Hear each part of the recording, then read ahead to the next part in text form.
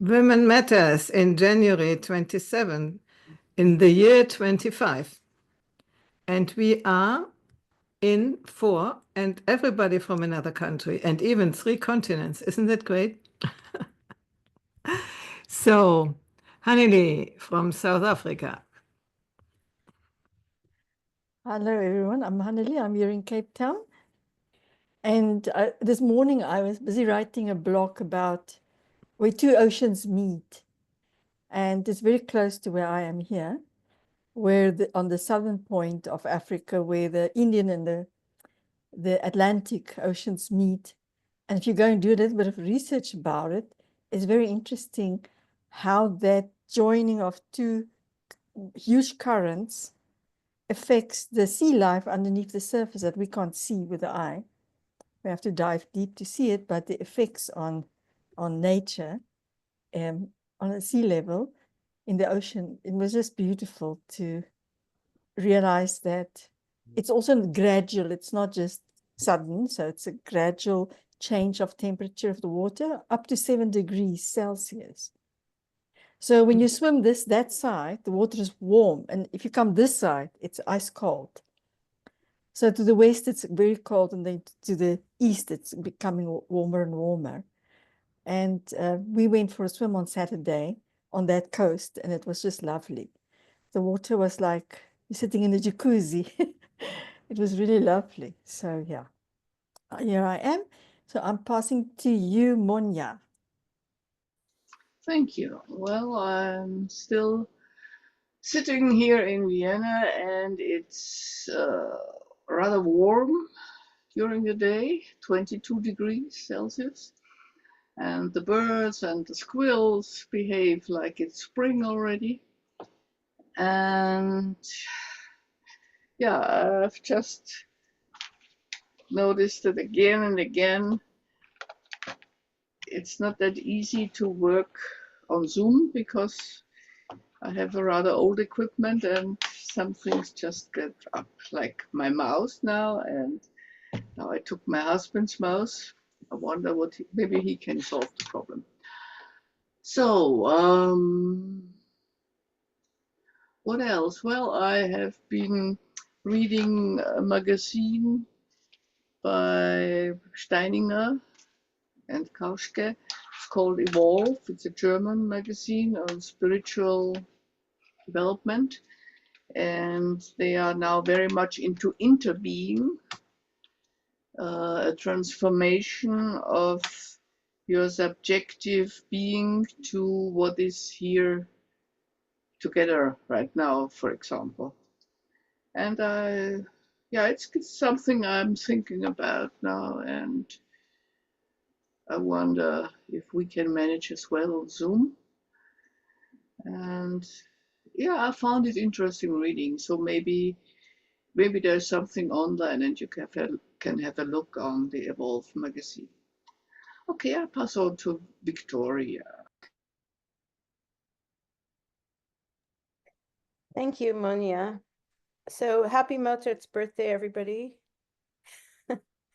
When I was a little girl, I stayed home from school every year on Mozart's birthday, and I made donuts, Krapfen, and I have my life-size Mozart doll, and he would sit in the best chair in the living room, and he would read Die Zeit because I was learning German, and a family friend gave me a subscription to Die Zeit to help me with my German, which was a horrible idea because it's a very dry paper. But my Mozart doll liked to read it, and I would serve him freshly made donuts and tea. And one day, my mother was going through the house. It was Mozart's birthday, and he was drinking his tea and reading his paper and eating his Krapfen. And my mother, I heard her yell because he scared her because he's life-size, and she forgot he was sitting there, and she screamed. And Mozart very casually took his arm, this is a true story, and flicked with his wrist, and this beautiful teacup of my mother shattered in 1,000 pieces on the floor. So I warned her never to speak because she swore at Mozart when she was scared by him. I think that's enough for a check-in for today, Mm. except that I'm going to listen to Mozart all day. And Monia, you're right in the heart of it. So I hope you have beautiful Mozartian dreams tonight. Over to you, Heidi. And I'm glad you have the lights, the festive lights for the party, Heidi. Yeah, okay. Yeah, I like Mozart, but I wasn't aware that today it's the birthday.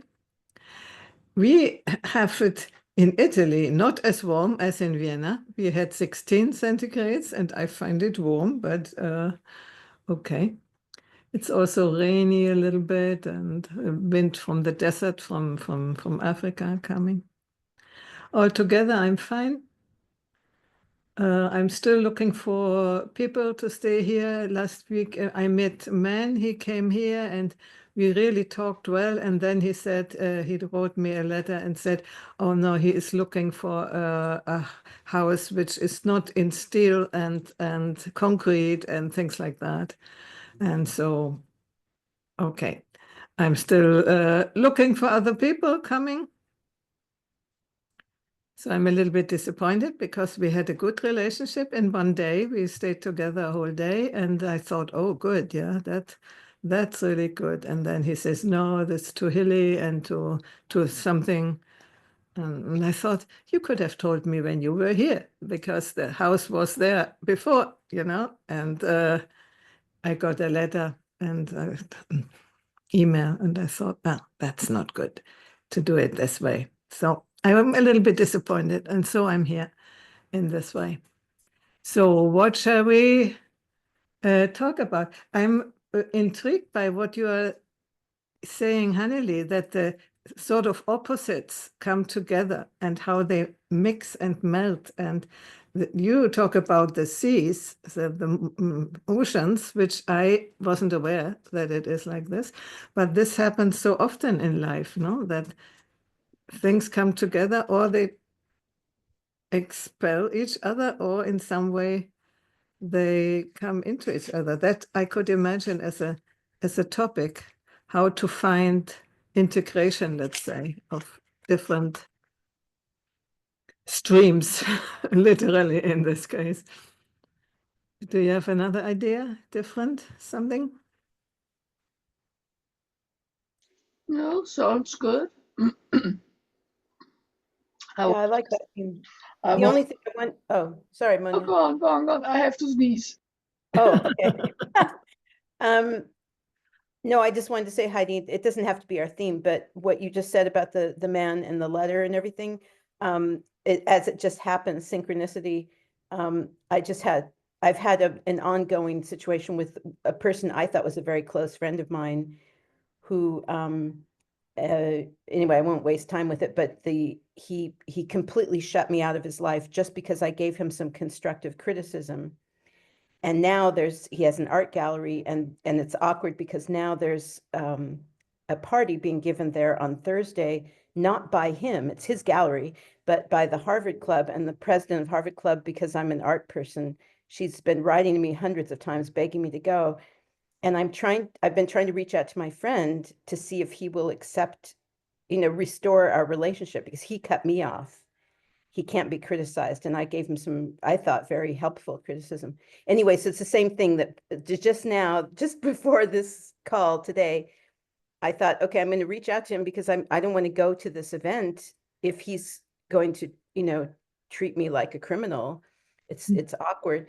And so I just called him out. I said, I'm not getting your notices since months now, and I seem to be off your mailing list. And he wrote back and said, oh, it must be your spam filter, which is a lie because I check that every day. So, but I just thought when you told the story of the letter, people are afraid to speak directly. And so they do, the more indirect they can be, the safer they feel. That this man could not tell you to your face, oh, I just, I don't feel comfortable, or whatever his reason is, his real reason. But instead he waits and writes a letter and it's all about the architecture. It's like, so this kind of fear of direct relations, I think, is also a theme, but maybe it relates to the other of two opposites coming together. Maybe it's the opposite of that. Yeah.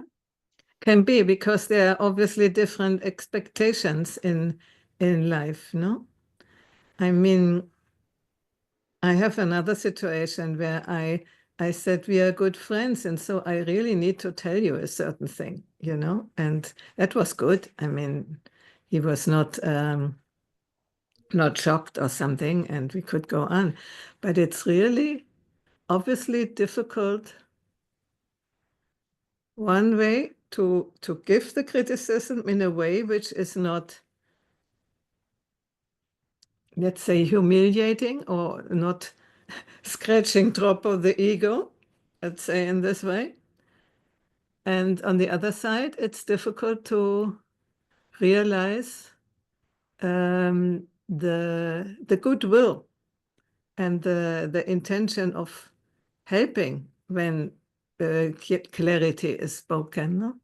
That could be also a good, good topic. I think everybody of us has some of these experiences. Victoria, I just want to ask, I'm curious, was the criticism unsolicited, or did he ask you for feedback? Neither. It was the way he treated his guests at one of his art openings. And because I am in the art world, I've been trying to support him since I met him 2 years ago in many different ways, helping him with reaching out, you know, to important collectors and people. And he treated his guests very poorly. And that particular evening, I had invited, there were 6 people there that I invited. It's a very small gallery, so it was a considerable number of people I brought. And everyone was treated so poorly that then afterward, all my friends said, we'll never go back there again. And so I wrote to him. It was unsolicited, but it was also warranted, I believe, because he needed the feedback. Poorly in what respect? What? But treated poorly in what respect? It's all, yeah, I don't want to waste time with the circumstances, but what it amounted to is he's a very, very stingy person. And so he tries to lure people to his openings with food. In this case, it was ice cream, because he thought that would be an ice cream truck. He thought would be exciting.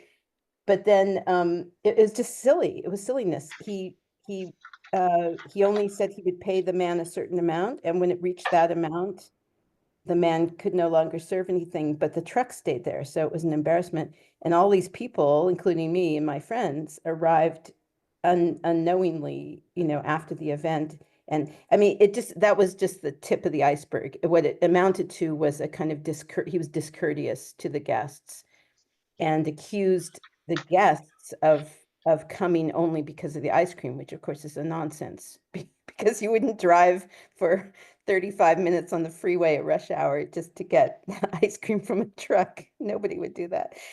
So it was a very unskillful, to use a popular Buddhist word.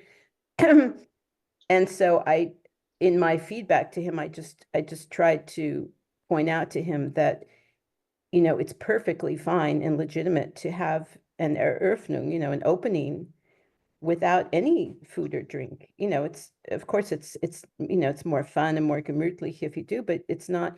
But I said he needed to think, because he's very wealthy. He's a doctor. He makes hundreds of thousands of dollars. It's just he's very kleinlich, and what's the word for stingy in German? Geizig. What? Geizig. Geizig, yeah, geizig, yeah. So I felt like it was an important thing for his future, because the whole, I said, you know, people will forget about the art. They'll just remember that they were treated badly.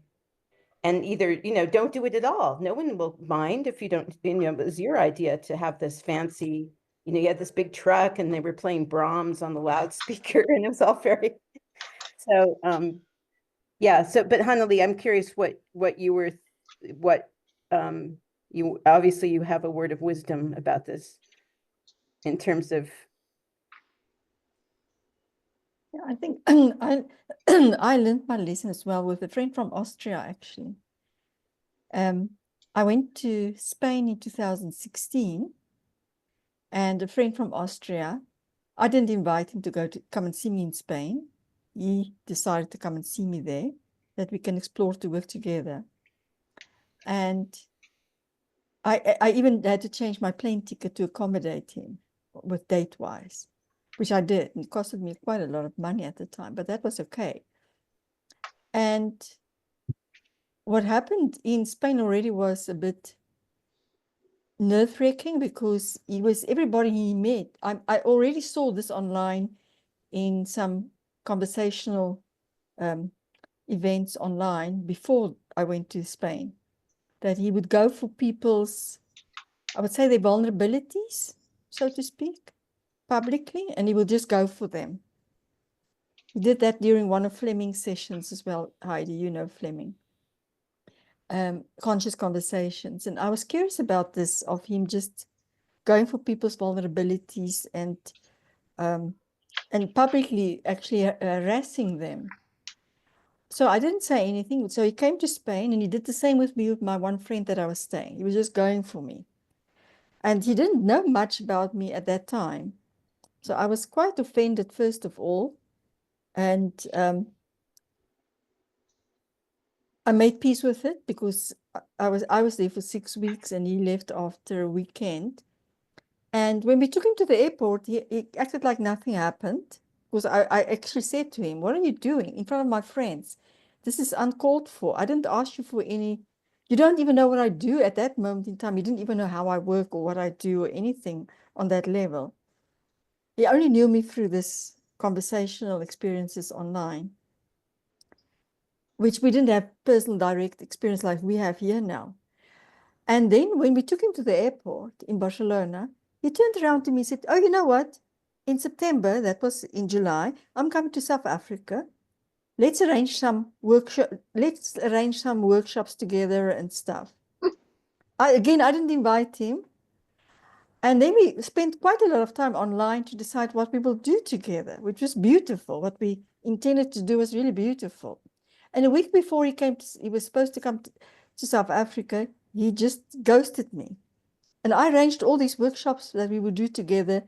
I spoke to companies like Microsoft, and they allowed us to come and do work. They would pay us to come and do a workshop for them, quite spiritual type workshop, which was quite a thing already at that time. But then I realized afterwards, because he just cut me off everywhere. But then I realized in that process of us exploring what we will do together, the one day I just asked him, I said to him, but very gently, I just asked him, "I'm very curious about your approach to what you do, because you're doing amazing work." He was doing a lot of Byron Katie's work. And I said, it's really amazing work that you do, but I'm curious, but why do you always go to publicly humiliate people and to go through their vulnerabilities? I'm trying to understand, where does it come from? Now, I knew his history with his mother. She was really quite a fierce person, and he didn't have a good relationship with her. So I just connected the dots that there was something going on with the feminine, because he would always go for women. Even in the sessions with Fleming, he would go for a woman and he would just go and attack them. And I found it interesting. So there I sort of took a back step later, because I was quite perturbed by this. Why cut me off? But I realized I took him on what he was doing. And I told him, my perspective of it was unsolicited in the first place. People didn't ask him to give his view on them. And one of the ladies, Tammy, who you all know, he was doing that with her in one of the sessions as well. And she reached out to him afterwards to ask, can they just talk about this? And he refused. He blocked her out. And she even made a YouTube video to explain her side of it.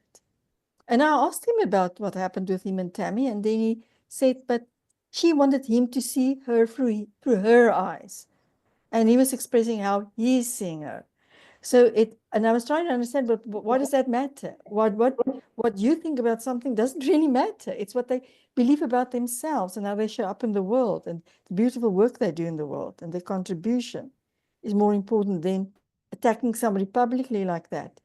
especially if it's solicited advice or things like that. I don't know if that helps you, Victoria, but that was part of why I was asking. When somebody gives you advice that's unsolicited, we are, in my experience, we are just human. We are triggered, by it might be well meant even, like you did, but something in us are triggered for whatever reason by, especially in the way it's done. I think the way it's done as well says a lot. For example, my mother was very critical. I loved her dearly, but she was very critical. And so I think in my childhood, with him harassing me in front of my friends publicly like that, was that critical part in him came out, and it reminded me of my mother somehow. So all I'm saying, it's also the way we do it. If it's sent with love, somebody can really share something with love with you, but it's not harsh, it's like well-meaning. So there's this way, they are different, but I still have the thing about unsolicited advice, like Hanneli, what is the name you said? Fleming? Fleming Funch. The series that he ran for many years was called Conscious Conversations.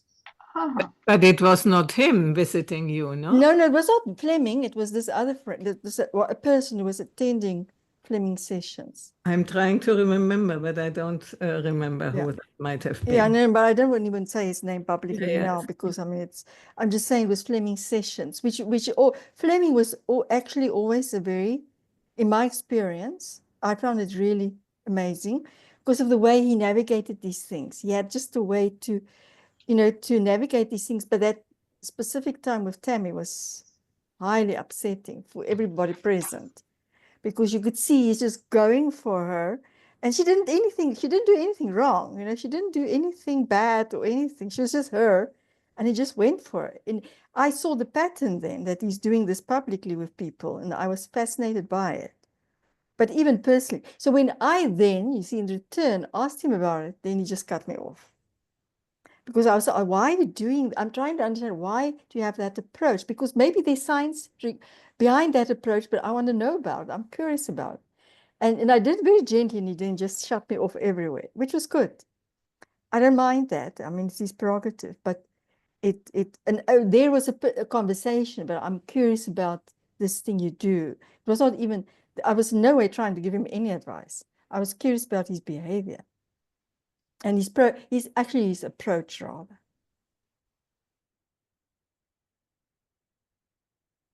Well, I think to connect it back to what the story Heidi told about the man that might live there, I think behind so many actions is fear. It feels like there's, and so with the triggering too, I know exactly what you mean, Hunley, because my mother was, well, I found out through my therapist who was diagnosed my mother in absentia, that my mother had a personality disorder. And so what she wasn't just critical, it was like an illness. And I think our own backgrounds make us more or less vulnerable to criticism.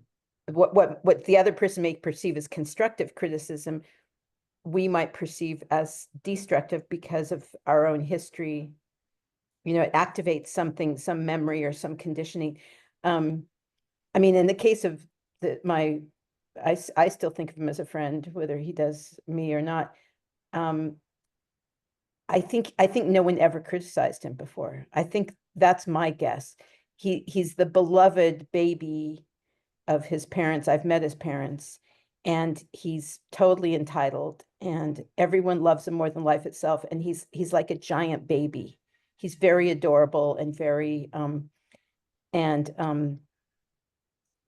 he even in his relationship, he chose a beautiful young man. It reminded me of, well, I shouldn't say it reminded me of Death in Venice because he's not that old.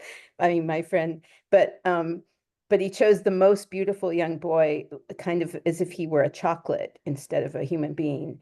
And of course, this young boy who's very, very poor, he's Hispanic. And as I said, my friend Andre, because he's a doctor, has immense amounts of money to play with. So he takes him on these fabulous vacations and shows him the world. So in every respect, he's kind of almost worshipped. And he's a pediatrician. So he always talks about how his children, patients, adore him more than life itself, and they prefer him to their own parents, and they wish they could stay in the clinic for the rest of their lives. I mean, this is him reporting it. So I think in that sense, it's interesting because it's almost like the shock of being the worshipped and adored, and all of a sudden somebody says, "Watch out! You know, you're not being courteous to your guests," and it's but again, it's so much I mean, I guess what I was thinking just now with all of that is that if I had considered what he's like and his own background, perhaps I would have been wiser in realizing any kind of, oh, there she is. Wow. Hello. Hey, There we go. Hello. surprise. Hi, Bill. Happy Mozart's birthday. Happy Mozart's birthday. Nice to see you after such a long time. I know it's been such a long time, and the timing is really bad now with my job, and but I thought maybe I'll just say hello while I'm driving to work. It's wonderful. What type of work are you doing now? I work as the assistant stage manager for Oregon Ballet Theater.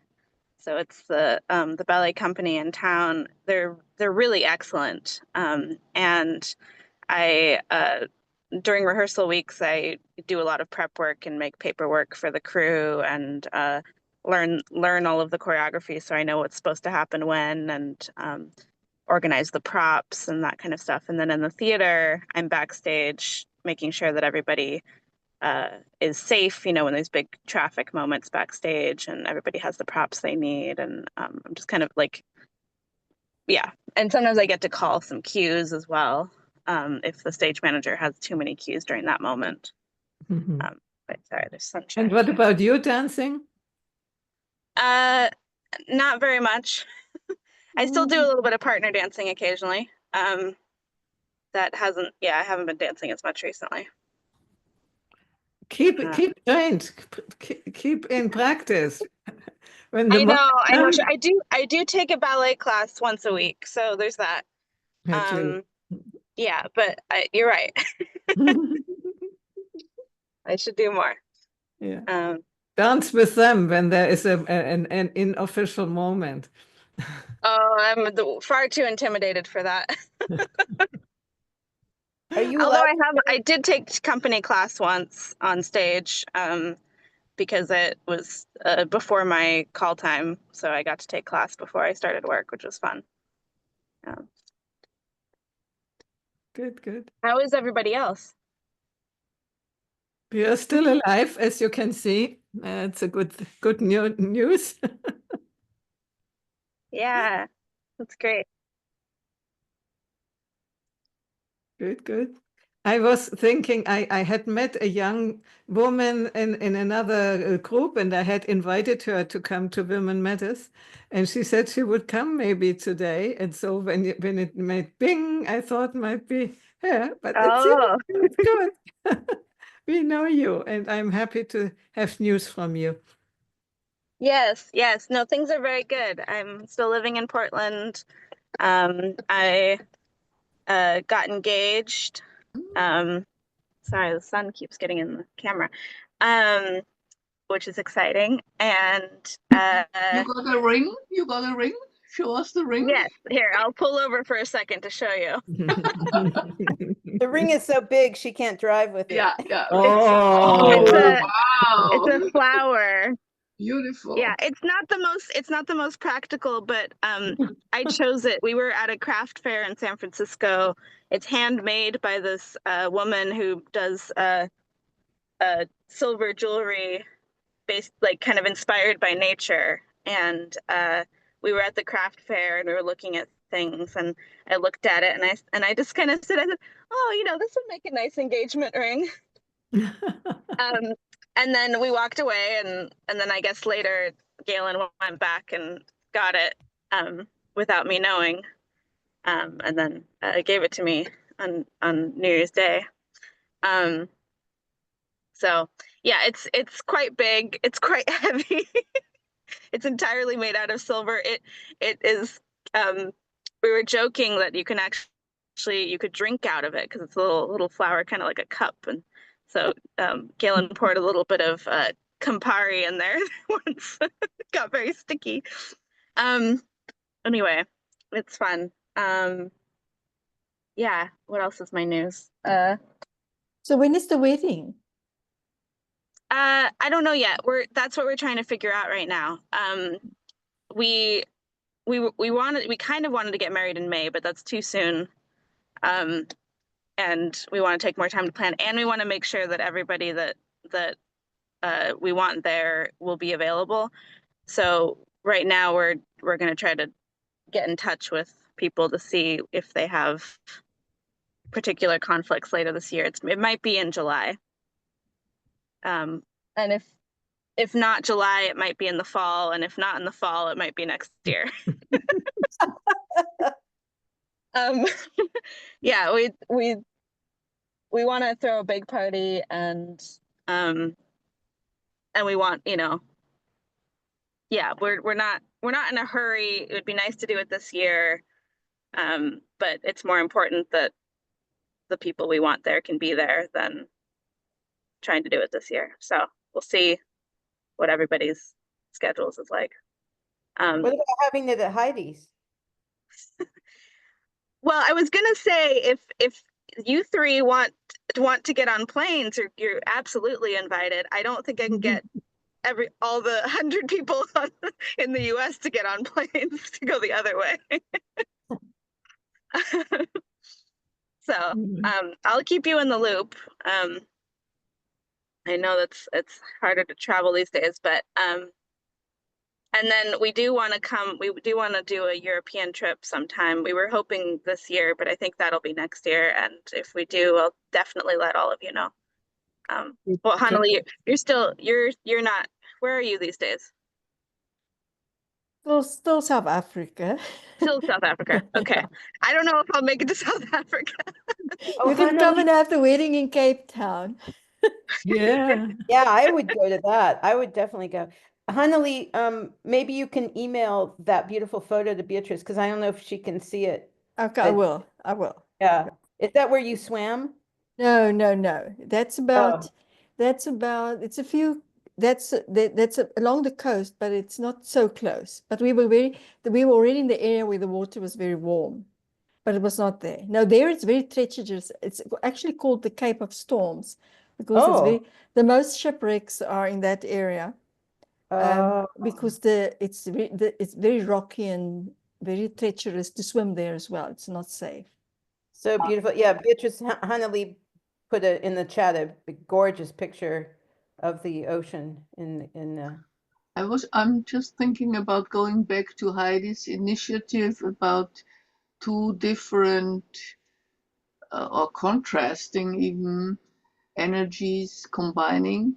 So in my opinion, they should be on a similar level of vibration. If they are not, then you get ghosting, and then you get yeah. So I'm hoping for Beatrice that she and her beloved are on the same level. And it sounds like it. So Yeah, we're a good match. We challenge each other to grow and love having adventures together, and have a lot of conversations about complicated things and the world and feelings and intellectual pursuits, and we dance together. sounds great. Yeah, that's important. Maybe you could also practice tango, because that's a very erotic combination. There's a lot of tango in Portland, actually. This is a really great city for tango. I haven't really gotten to explore it yet, but I never thought about that. I Portland. know it's No. strange. I don't know why. I don't know why Portland, Oregon is such a hub for tango, but we heard that some people they can go tango dancing 10 times in a week. So that's more than once a day. Oh, There's enough tango dancing that you could do that if you really wanted to. Well, in our integral group in Vienna, there are 2 couples that do Argentine tango. So it's a good thing to do that together. I wish I could with my husband, but it's not possible anymore. Mhm. Yeah, so enjoy it while it lasts. That's my well, advice. Beatrice and I have been doing the tango since she was a baby. We, The, we the have tango.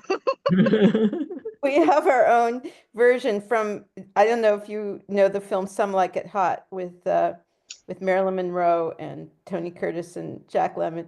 And there's a fabulous scene of Jack Lemmon, who of course is in drag, dancing with the old man Osgood. And Jack Lemmon has you see clips in the course, and then later in the night you see him with a rose and it's between his teeth. And so Beatrice and I imitate that at parties. And in the swimming pool. Oh, and in the swimming pool, I forgot. That's right. We tango in the swimming pool. Oh, gone are the days. So you're still driving. Yes. It looks like good weather. Yeah, it's sunny. The sun is returning. I've been hearing the birds in the trees outside the window, which is very nice. And spring is springing. I mean, most of the trees are still pretty barren, still winter-like, but yeah, Portland gets very gray in the winter, so the return of the sunshine is a big deal. It's always nice.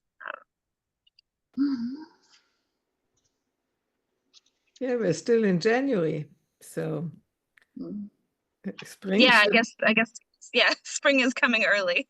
Yeah, Well, yeah. Monia, you said that it's 22 degrees in Vienna. It's unbelievable. That's like almost summer weather. I Yeah. mean, Well, that's in much the better than south, here. yeah, it's when the northern part of the house, it's slightly cooler, but over the sun, not in the sun directly, but yeah, but the birds and the squirrels, they act like it's spring. They just chase each other, and it's yeah. Well, we'll see. Yeah, we saw a bluebird yesterday. This weekend we went a little bit out of town to have a little getaway to start to talk about the wedding and plans for this year. And we went to a vineyard and walked among the vines, and there was a bluebird Mhm. flying between different trees and vines. The bluebird of happiness. Yeah. Oh, Bluebird of exactly. happiness. That's right. Yeah. Ah, nice. We were talking about people who don't dare to speak to you when they have to say something, but then they write it in an email and then it comes strange. So something like yeah, but I wanted to ask you that in that person, where is he from? What's his nationality?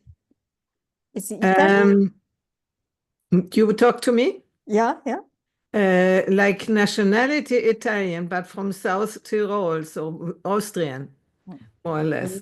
Oh, so German language, main language. So it was really nice to talk in this way because you feel the communality. Because with Italians, but it was much more German, so it was good. I'm always curious, Heidi, you've lived how many, 40 years in Italy or something? And every time you talk about Italians, it sounds like you don't feel much affinity. I find that so amusing that and much more with Americans you have an affinity. Of course, you were married to an American, Yeah. but I No, find that Italian. fascinating that I'm here not for Mozart, but for Verdi and Puccini on the other composers. That's why I'm here, and because of the sun. Otherwise, I don't really have a big reason to be here, because it's not. I mean, I had some experience with Italian men. Naja, Naja. it's not to be repeated, let's say. Naja, like, Naja.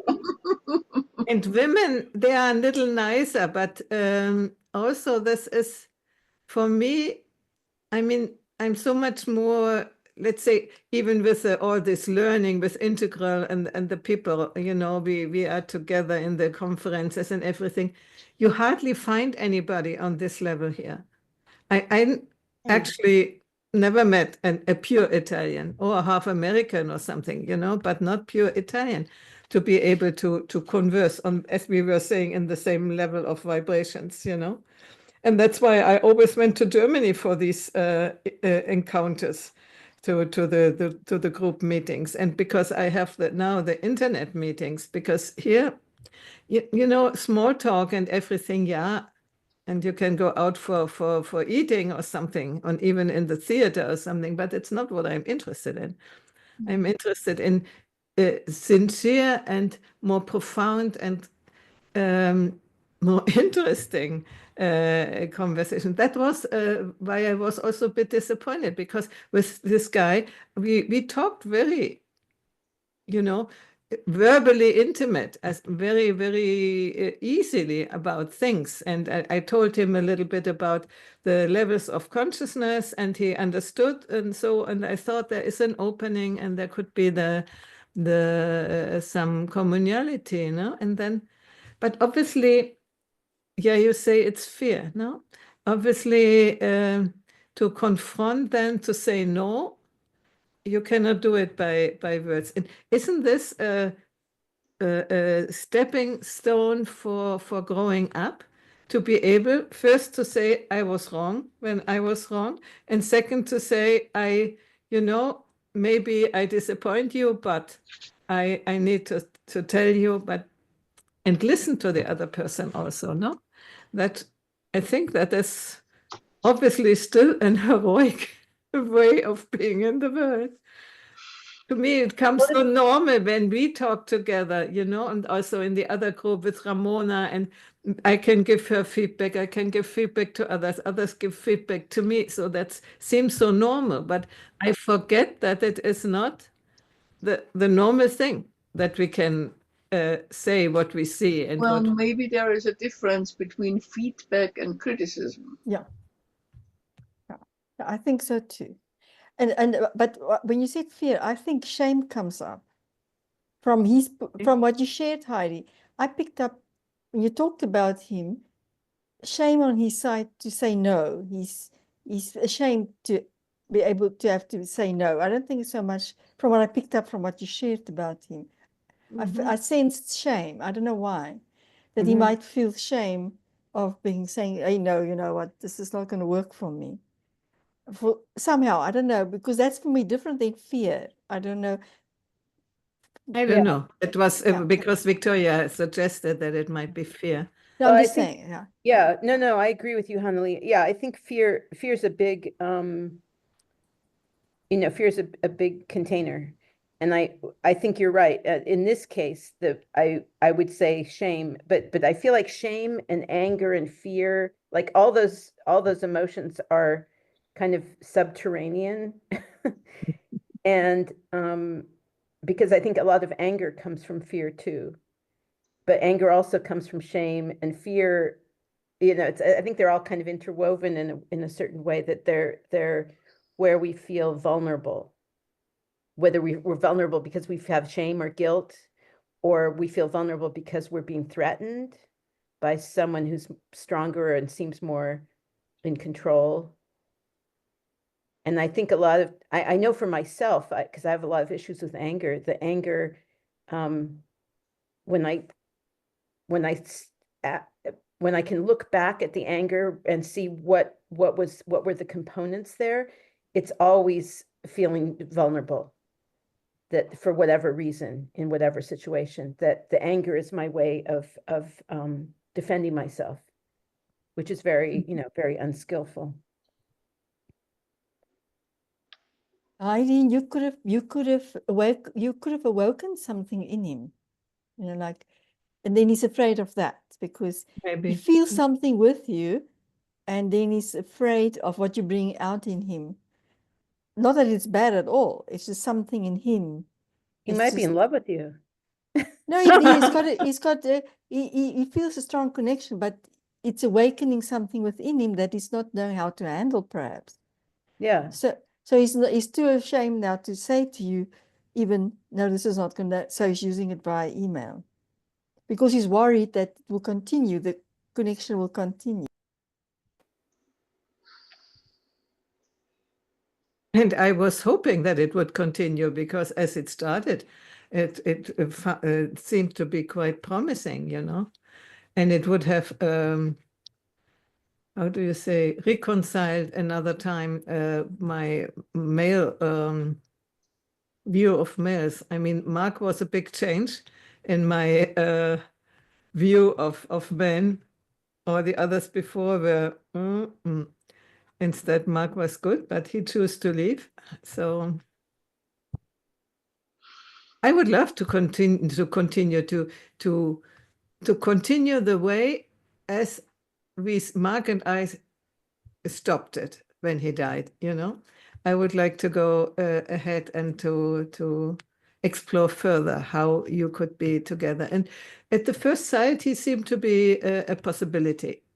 So I'm not in love or something, but it was just attracted. Let's say attracted, not even physically, but attracted by the possibility. Let's say, yeah. To non, I don't hear you, Anneli. No, I was just showing the vibrational match was there. Yeah. So these are the experiences in life. Monia, you didn't say a lot today. You didn't. Oh, I don't mind listening. It's okay. I know what I think, and it's interesting to hear what you are thinking. Yeah, I was just delighted by Victoria's face when Beatrice turned up. It's pure adoration. Yeah. Yeah, I was delighted too, not as a mother, but as a friend that you showed up again and that we can see you. And that you have so good news. Yeah. I've really missed you all so much. It's still in my calendar every 2 weeks, and every time I see the calendar notification, I feel a little sad because it's always been at a time I can't join. But in 2 weeks, I should be able to join because I have a day off. So I'm gonna try to come more if I can. Wonderful. I've really missed everyone. How Yeah, long do you drive to work? like 20 minutes, Hmm. 20, 25 minutes. Yeah. Are you still driving? No, I'm parked. I'm Oh. here. Oh yeah, wait, can I show you? Let's see if it works. How do I flip the camera? Can you see there's a water out there. Mhm. Mhm. Where are you? That's the office, outside the office. Oh, I've never seen the office. I've only seen the theater. Mhm. Oh, you haven't gone to the theater yet. No, the building is right along the water. I mean, when we're inside, my office has no windows, so but but it's really nice when you go outside, you can take a walk along the water. Wonderful. So you have a nice day and a nice working day, and Victoria also Thank a nice you. day, and we a nice evening. It's dark, really black Really outside. dark outside. Yeah. Okay. So we see in 2 weeks. Have a Thank good you, time. ladies. Bye-bye. Bye-bye.